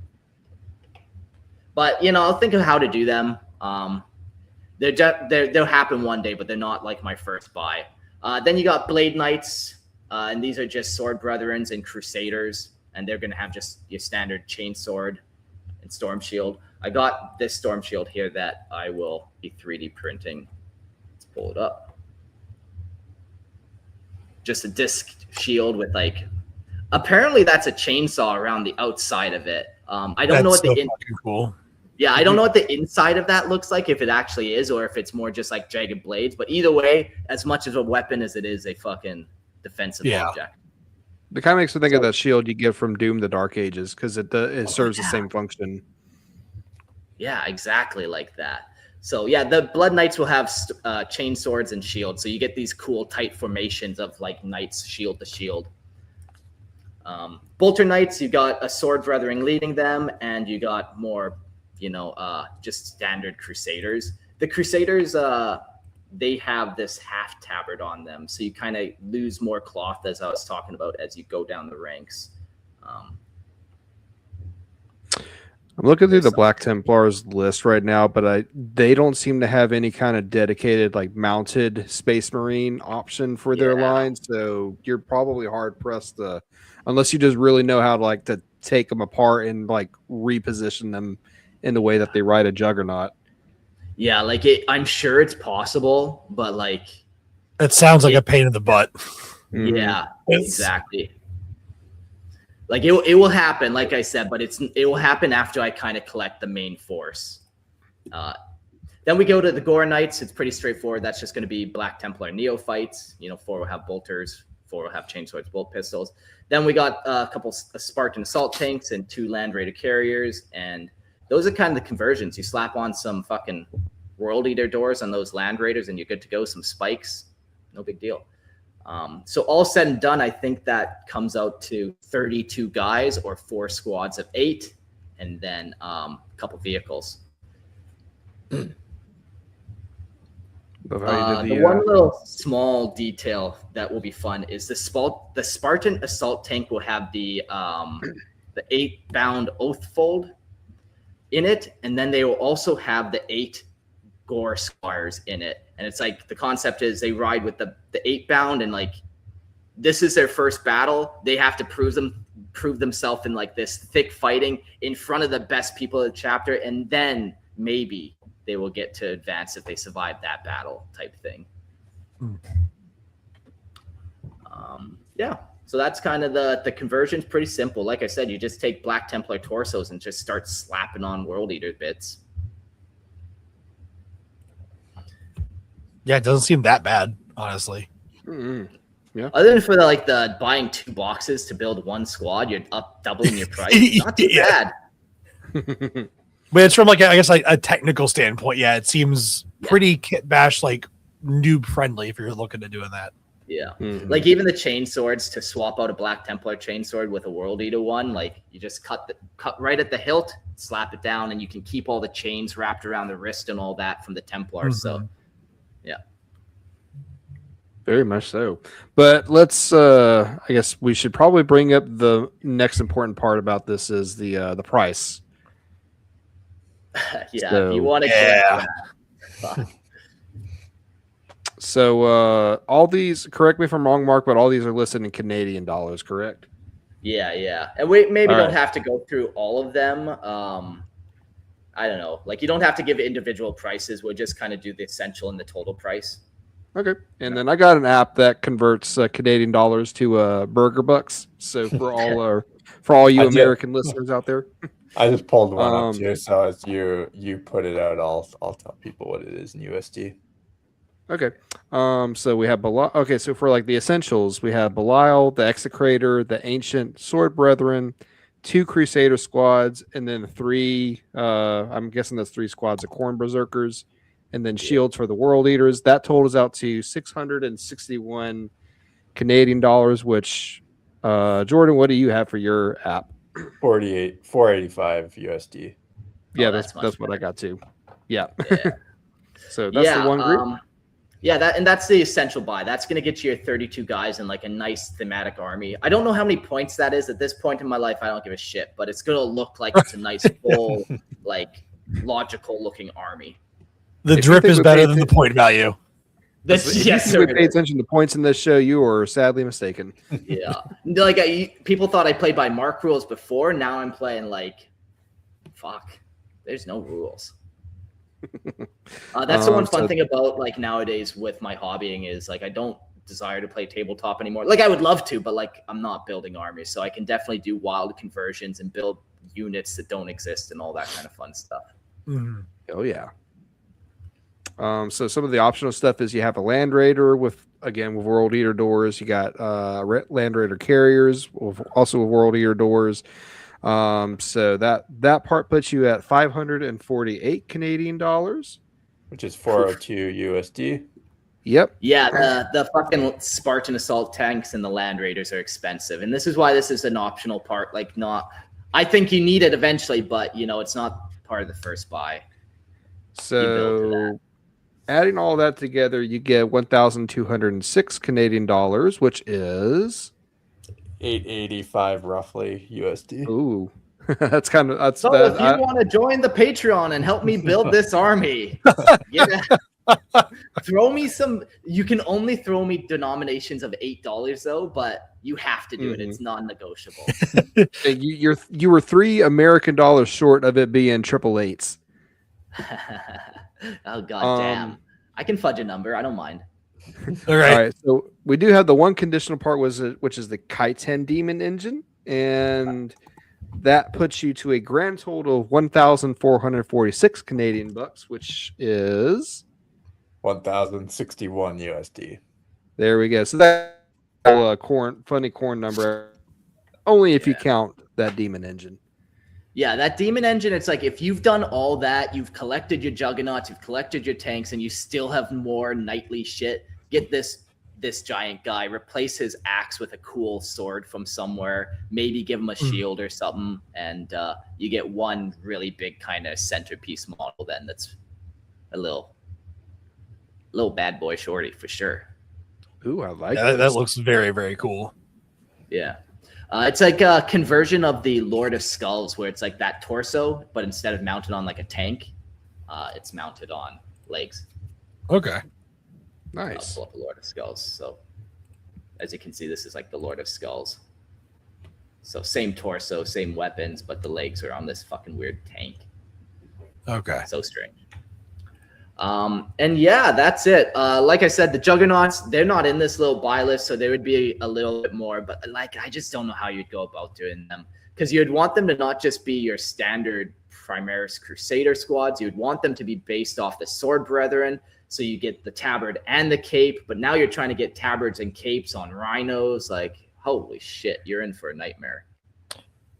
I mean, if you're good enough at the modeling, could you do like the bike squads, like the Raven Wing attack squads, but like green stuff, the capes, and you can even like green stuff, little dots for studs, I guess, if you wanted to. But yeah, you'd have to be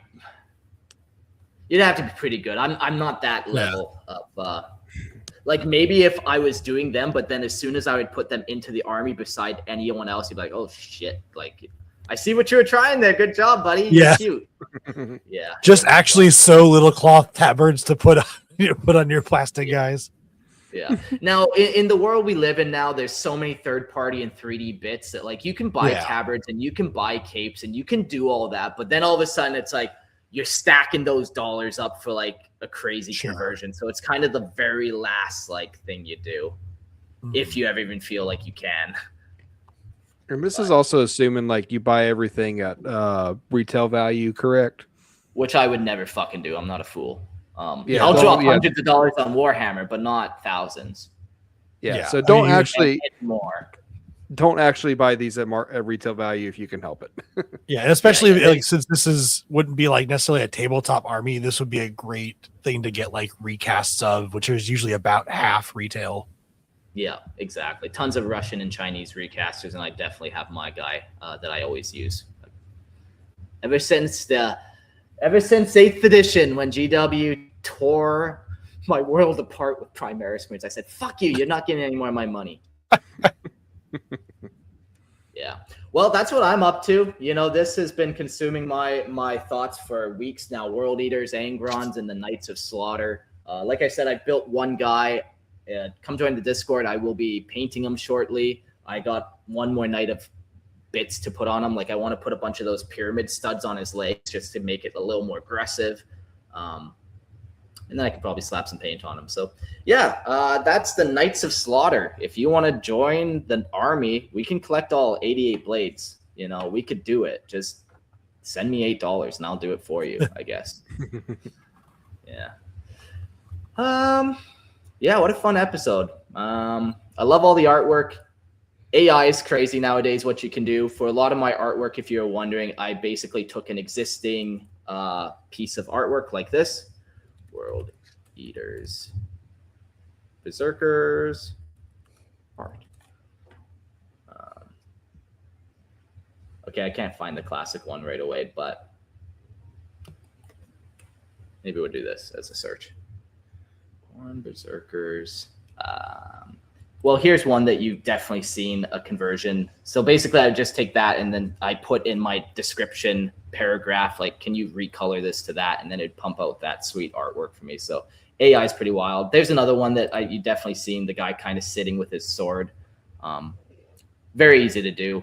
And nowadays you can get like your own cool fucking artwork, which is sweet. Cause like, it really almost makes me want to make some type of actual printable codex. Like, you can actually do that now, where before, like, to hire an artist to do that shit, like, it's not happening. Not when I need to buy models, you know.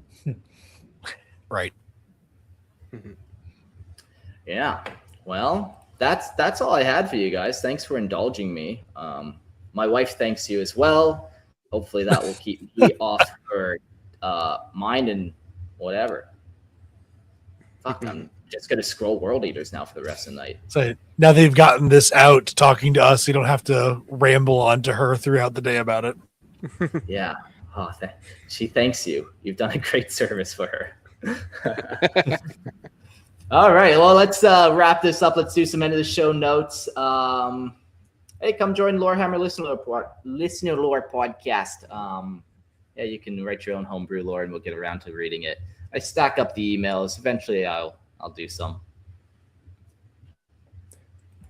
Absolutely. And don't forget to check out the Star Lores podcast, where Christian and I discuss all the good lore of the Star Wars expanded universe. Very excellent. And when you're done listening to Lorehammer and Star Lores, you can come over to the Grim Lore podcast and listen to us talk about Warhammer Fantasy, Age of Sigmar, and whatever grim and or dark stories that we feel like talking about. You can actually, I want to correct a wrong that I did in my last episode. I forgot to mention Fuzz is actually a guest on there as well. So if you want to hear, if you ever want to hear us chat and whatnot, it's a fun time. Yeah, I need to get back on there. As someone who listens to both of those other podcasts, they are both wonderful, and you should listen to them as well.